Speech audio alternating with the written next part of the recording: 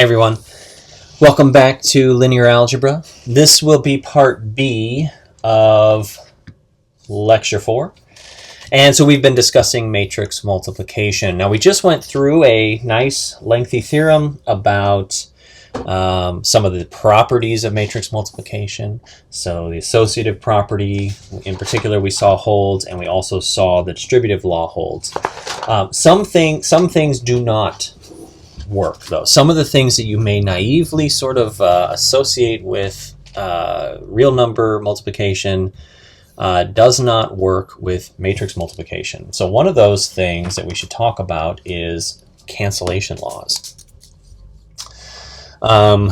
Cancellation laws, it's kind of a loosely termed cancellation laws. Some people don't refer to them as laws, really just something else, but the cancellation laws do not hold for matrix multiplication in general.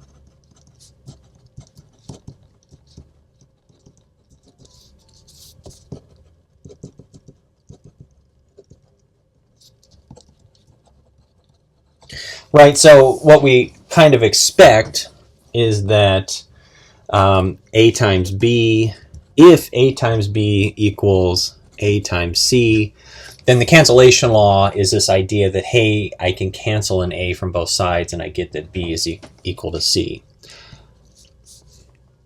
So this does not imply that B is equal to C, however, in the case of matrix multiplication. Right, sometimes it's true for sure, but not generally. Generally, it is not true. Okay, so let's see an example here. Let's see an example. Okay, we'll just do some kind of smaller matrices here. 2, 1, 6, 3 for A. B will let be -1, 0, 5, 2. And C we'll say is 3, 1, -3, 0. Okay, and so we just need to calculate AB, calculate AC. We can clearly see that B and C are not equal, right? But we can multiply A and B together and A and C together, and we'll see that they are equal.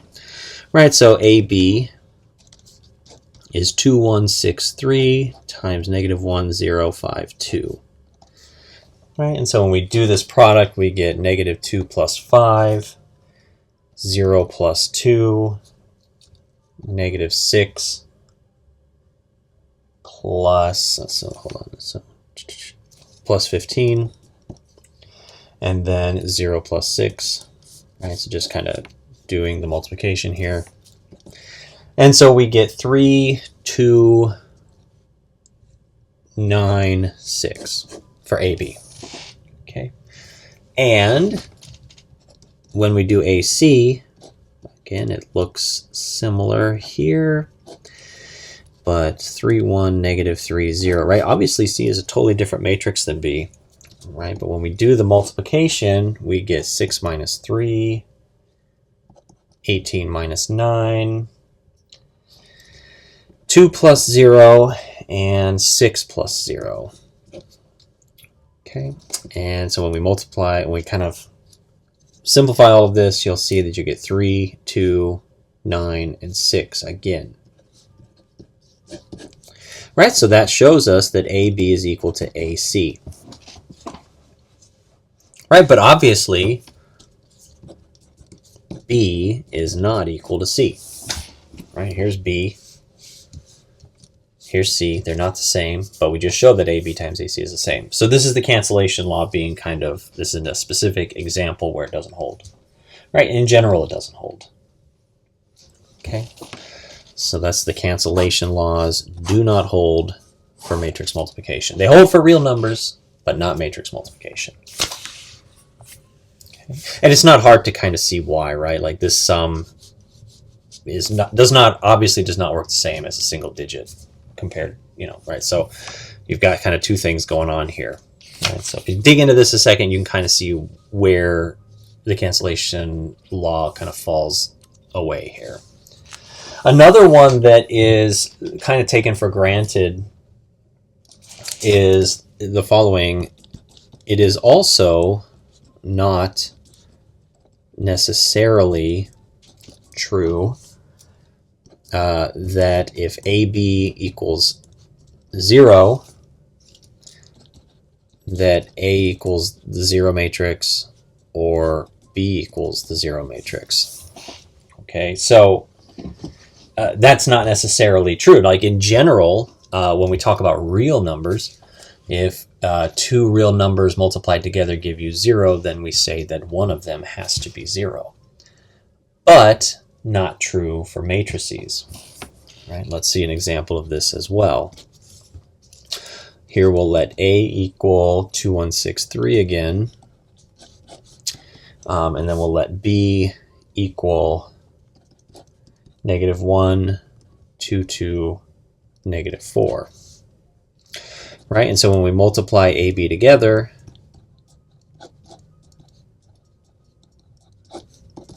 what do we get? Well, we've got -2 plus 2. Okay, and then we've, right, so -2 plus 2. And then we've got -6 plus 6. And then 4 minus 4. And then 12 minus 12. Okay, and so we can see that the product AB is 0, but A is non-zero and B is also non-zero. Right, so AB is equal to the 2 by 2 0 matrix, but A is not equal to the 2 by 2 0 matrix, and B is not equal to the 2 by 2 0 matrix either. Okay. All right, so that's another one that we can't take for granted. Right? We have to be careful when we're reasoning about matrix multiplication to not abuse the idea of the cancellation law or of the zero-sum law, right? Zero product law, sorry. Okay, all right, very good. Let's talk about exponents of matrices and matrix powers. Okay, so let's define this. Let's let A be any n by n matrix, so square matrices now, right? So remember, square matrices are the only kind of matrices that we can multiply with themselves, right? Because they have to have the same number of rows and columns. In order for the order to work, the flipping of the order to work, the matrix has to have the same rows and columns. And in the case of flipping with yourself, obviously your rows and columns must be the same, right? So that's what's happening here. So let A be any n by n matrix. Then the non-negative powers of A are given by, well, so you've got A to the 0 power, and we define that to be the identity matrix, the n by n identity matrix. A1, A to the first power is just A. Okay, and for k greater than or equal to 2, we say A to the k power is just equal to whatever A to the k minus 1 power is times A. Fairly easy to understand. Okay, so we define A to the 0 to be the identity. A to the first power is obviously just A, and then A to the second power would be A to the first power times A, so A times A, and so on, right? So you got A to the 0 is equal to the identity, A to the 1 is equal to A squared is equal to A to the 1 times A cubed is equal to A squared times A, and so on, right? So you can see here I define these two and then I get everything else, right? Sort of recursively defined. Let's do an example here. I mean, it's a straightforward idea. We just kind of need this for some of the proofs. And it's also like, it's nice to start with just defining the first two and then everything else being kind of recursively defined. So based on the previous ones. Right, so if a is equal to 2, 1, negative 4, 3, then a squared is equal to a times a, which is, again, 2, 1, negative 4, 3, times 2, 1, negative 4, 3, right? And so I've done this ahead of time, and this is 0, 5, negative 20, and 5, right? And you can do that multiplication to confirm that. So that's a squared. Then a cubed, what's a cubed? Well, it's just a squared times a, right? So again, it's 0, 5, negative 20, and 5. That's a squared. And let's just multiply it times a again. And so then I'd get something else. So negative 20, 15, negative 60, and 5, negative 5. Right? And you can confirm that again. Right? And so I could keep going and say a to the fourth is a cubed times a, right? So it's recursively defined. Okay. All right. Very good. So that's the idea behind exponents, a matrix exponentiation like that. Now, what about, here's another example. In, we talked about this, I think when we introduced matrices, we discussed the identity matrix. So in is basically an n by n matrix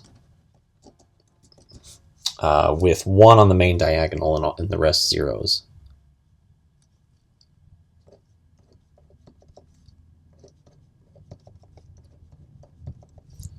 Right, and it'll have n rows, n calls. Okay, and so the identity matrix, it's called the identity matrix, obviously for lots of a couple of reasons. One of the reasons is that if I square the identity matrix, so here I'm taking I2, right? So I know that that's I2 times I2, which, let's write the actual matrix. Now it's 1, 0, 0, 1 times 1, 0, 0, 1. Now what happens when I multiply these together? Well, let's see, right? So the first entry would be 1 times 1 is 1 plus 0. So I get a 1. The second entry in the first row is going to be 1 times 0 is 0 plus 0 times 1 is 0. So I get a 0. What about the 2, 1 entry? Well, 1 times 0 is 0 plus 0 times 1 is 0. Right? And then you can see that for the 2, 2 entry, you're going to get 1 times 0 is 0. Oh, sorry. 0 times 0 is 0. 1 times 1 is 1. Right? So I2 squared is the same as I2. And I2, if I cube it, that's going to be I2 squared times I2, which we know is 1001 times 1001, which is going to be 1001 again, right? And so kind of like with real numbers, when we talk about 1 raised to any power is always 1, it's the same idea with identity matrices, right? In general, if I'm dealing with the nth identity matrix raised to the kth power, it's equal to the nth identity matrix, right? For all k.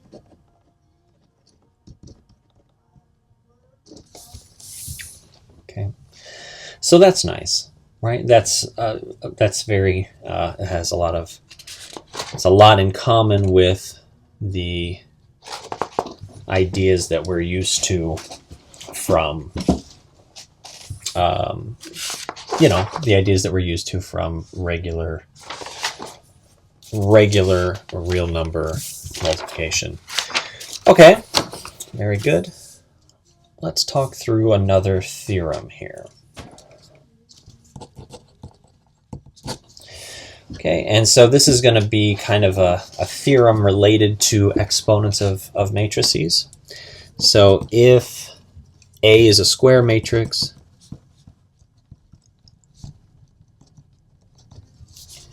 and if S and T are non-negative integers,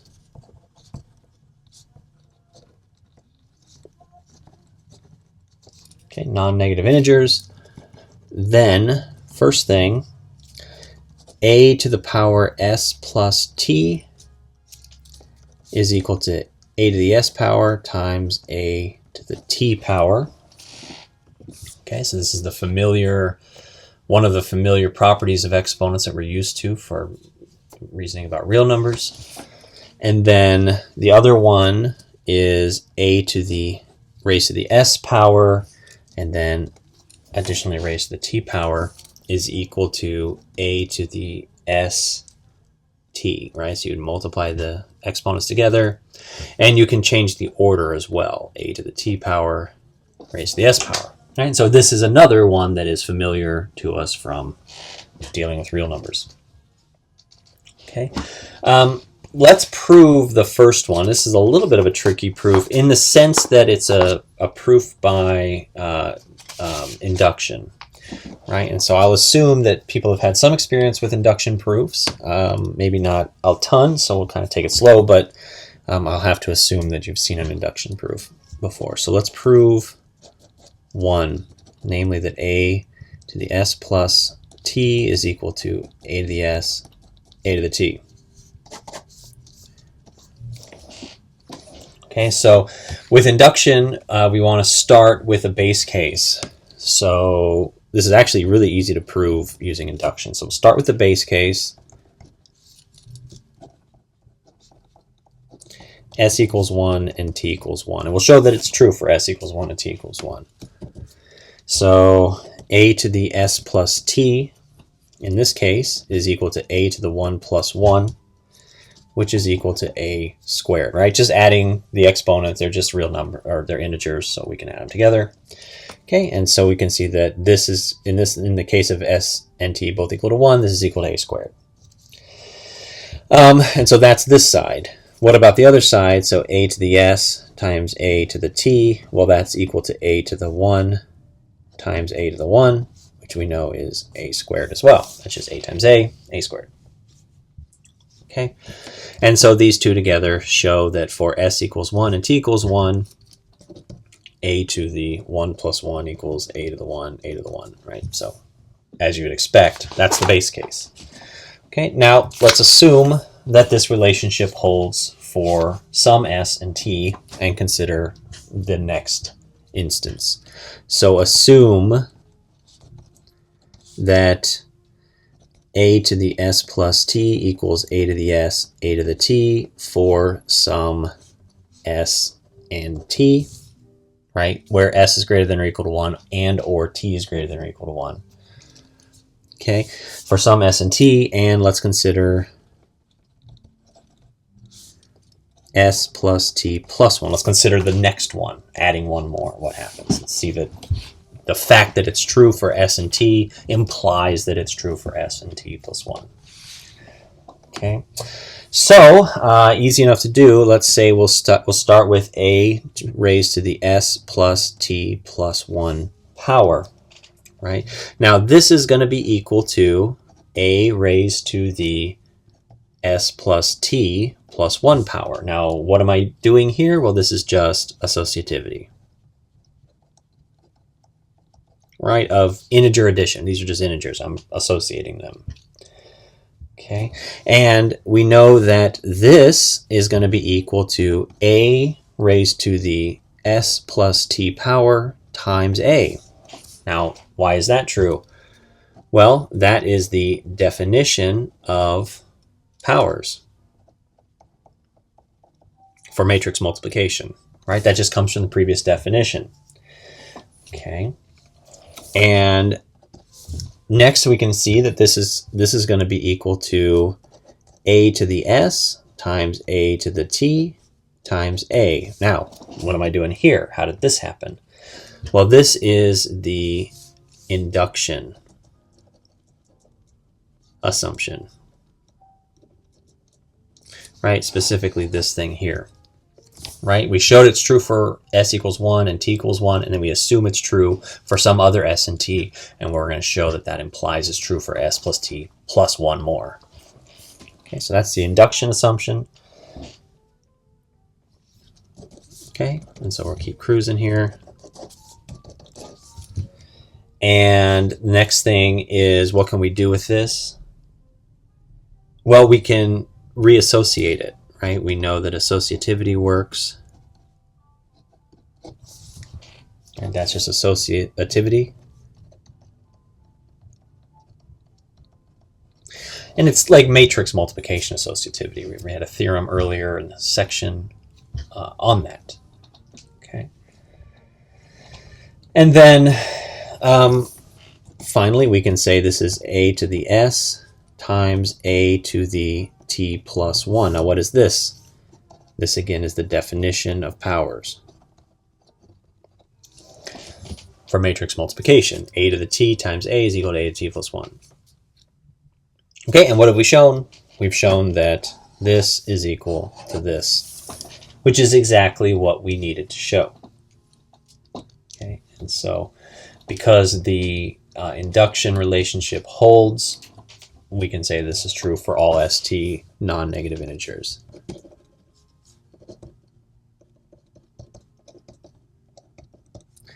For all s and t that are in z plus, or non-negative, maybe that's easier to say. Okay, so that is that. Perfect. All right, so kind of a trickier proof, especially if you're not familiar with induction, but it's actually fairly straightforward if you are familiar with induction. Okay, now so that's those are the familiar properties of exponents. One of the properties where we kind of left off, though. So a property that does not hold is this one. You may remember, if I have a product of real numbers and I exponentiate the product, that's the same thing as exponentiating the first number and then exponentiating the second number. Now, in the case of matrices, this is not true.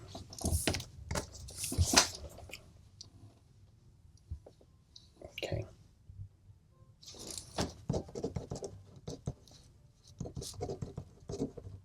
Okay, so in general, this does not hold, and so we say in general it's not true.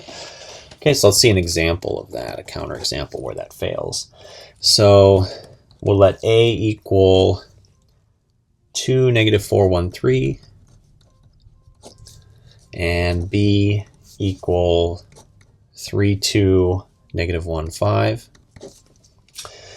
Then I'm just going to kind of do this. I have it all written out already. Actually, I did these already. So a times b, if I multiply these together, and you can confirm this, just pause the video, double check that you get the same answer. 10, negative 16, 0, and 17. Okay, so that's a times b. And then if I exponentiate this, I get, like, maybe we'll take this, square it. If I square this, I get the number 100. And then negative 432, and then 0 and 289. All right, so that's AB squared. What's A squared? Well, that's just taking this matrix and squaring it. And what I end up with is 0, negative 20, 5 and 5. And B squared, if I square that separately, I get 7, 16, negative 8 and 23. Again, pause the video and confirm those products. And so then a squared plus b squared, or a squared times b squared, sorry. Now, if this property were true, we would expect a squared times b squared to equal this. But in fact, it does not. And you can easily confirm this by doing the product yourself. I'll just write it out. We get this matrix instead. Okay, so these are not equal. right? So in this case, AB quantity squared does not equal A squared times B squared. Okay. And it's true for all powers. AB to the nth power is not necessarily equal A to the n, B to the n. All right, very good. Very, very good. Okay, and I think we have one more theorem, and that is this guy for this section anyways. One more theorem. If A is an m by n matrix and B is an n by p matrix, okay, then what? Well, A times B transpose is equal to B transpose A transpose. That's kind of an unusual result, right? So if I multiply two matrices together, A and B, and then I transpose the product, it yields the same result as transposing B, transposing A, and then multiplying those two matrices together in the reverse order. Okay, so that's something that's a little bit surprising at first. Okay, we won't prove this one. It is one that you could prove, and I'll just say the way you'd want to approach it would be to consider the ij entry and the dimensions again. So first show that the two matrices have the same dimensions, which is really easy, and then show that the ij entries are the same. Now, when you talk about the ij entries, you can be kind of conversational for this proof, I think. You don't have to be as formal as the previous proof where we had to denote the ij entry. I think you can be a little more informal. It's a little bit convoluted, but it's relatively straightforward. But it is kind of an unusual thing to see when you first see it, that the transpose of a product reverses the order of a product. That's interesting. Okay, let's see an example of this, and then we'll call it quits for today. We'll start with a matrix 2, negative 4, 1, 3. And B, that's our matrix A, and B will be 3, 2, negative 1, 5. Well, we can multiply A and B together, and we will get 10, negative 16, 0, and 17. And then AB transpose is just transposing the rows and columns. So 10, 0, the first column becomes the first row, and the second column becomes the second row. Okay, so that's that. And what we can show is that B transpose A transpose in this case is equal to this product. And so B transpose would be 3, negative 1, 2, 5. So again, making the first column into the first row. And then A transpose would be 2, 1, negative 4, 3. Right, and when you multiply those two matrices together, you get 10, 0, negative 16, and 17. Again, pause and confirm. Right, but you can see that that is obviously equal to this result here, which is AB transpose, right? So this is just an example. This is obviously not a proof, but it kind of can be used to maybe show you a little bit of how the proof might work, right? If you kind of go through and think about what's being multiplied with what, it can help you reason about the ij entry part of the proof of the previous theorem. All right, very good. So that's matrix multiplication, kind of a longer section, probably going to be the most complex fundamental operation you've ever done from algebra. But with some practice, you can get fairly good at it fairly quickly. So just give it some practice, give it some time. Next time we get together, we'll jump into section 2, and we're going to start learning how to solve systems and some interesting techniques that can be applied to matrices that represent systems. So until then, take care, keep at it, and practice matrix multiplication. It's something that you'll never get good at until you just do about 20 or 30 of them, and then you're like, okay, I get it. So practice away, and we'll talk to you next time. Take care.